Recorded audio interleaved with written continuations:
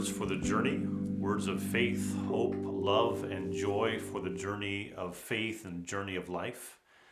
This summer 2020, we've been looking at favorite Bible verses. That's been our summer sermon series with our church community. And we've asked people, what's your favorite verse, your favorite passage or story from the Bible? And we had a number of people suggest verses and passages. I was so thankful to receive that many responses. We actually had too many responses for the 10 or 11 Sundays of the summer. So I'm going to pick up 2 or 3 passages in these podcasts here.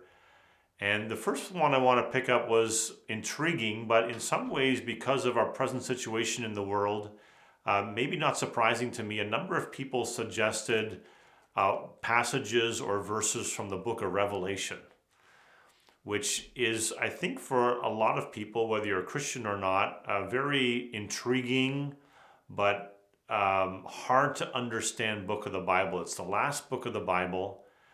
The book of Revelation, even when you say, I think, for some people, the book of Revelation, it's just so hard to understand. How can we understand it? We don't typically read that book in the church or maybe for our own personal reading.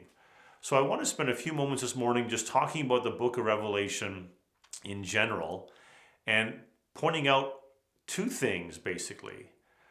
First of all, the book of Revelation begins with this phrase in chapter 1, verse 1, the first phrase of the book. It is the revelation from Jesus Christ, which is the New International Version translation.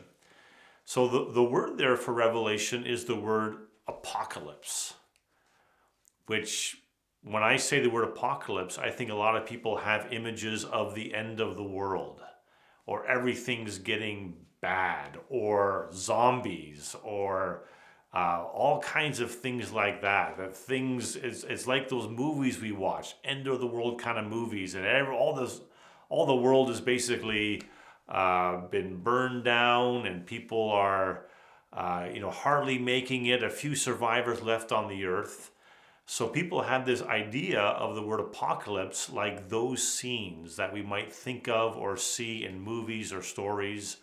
But the word apocalypse in this place, in this verse, and the actual meaning of the word apocalypse means unveiling, or I'm going to reveal to you what's going on behind the curtain, which in the book of Revelation is very appropriate because the book of Revelation is an unveiling of what's really happening behind the scenes in world history. It's a revelation. And technically, it's a revelation, the real translation, a revelation of Jesus Christ, which could mean a revelation or an unveiling from him, that's the NIV, or about him, which I think in this case, it probably means both. Jesus is the one who brings the revelation to the writer here, John.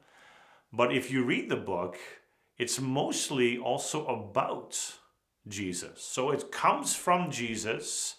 It's a revelation about Jesus, which I want to point out is the main focus of this book.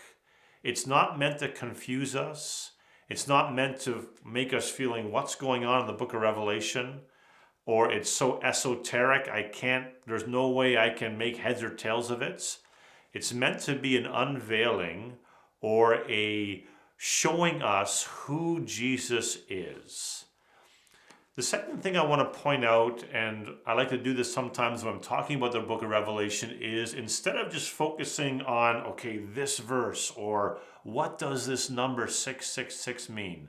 All those kinds of questions we ask, which we can and should be asking, is totally fine. It's a book about Jesus, from Jesus, and if we flip through the book, we recognize, in chapter 4, there's some worship going on. There's some songs going on. In chapter 5, more worship, more songs.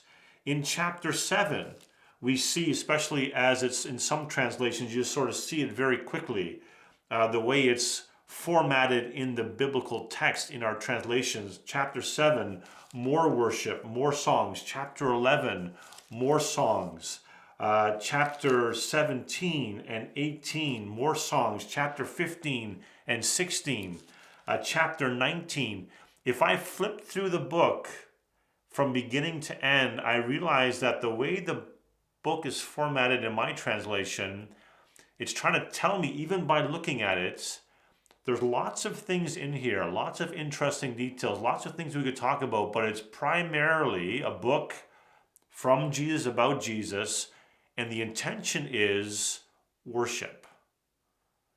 So we could talk about it, we could debate, we could, what does this exactly mean? All fine to do, but the intention is that those who read the book and hear the book and consider the book are not just probing kind of for the mysteries of the book, but become worshipers of the Lamb, which is this wonderful picture the Bible gives us, and the book of Revelation especially gives us, of who Jesus is. Especially in those opening chapters, we hear that and we see that vision of Jesus. John hears about the lion, but then he looks, and when he looked, he saw the Lamb that was slain. And the intention of the book of Revelation, in the midst of all the images and pictures and visions and numbers, is that we become people who worship Jesus Christ, the Lamb who was slain for the sins of the world. So I hope that helps me and helps you as we think about the book of Revelation. And thanks for joining us for Words for the Journey.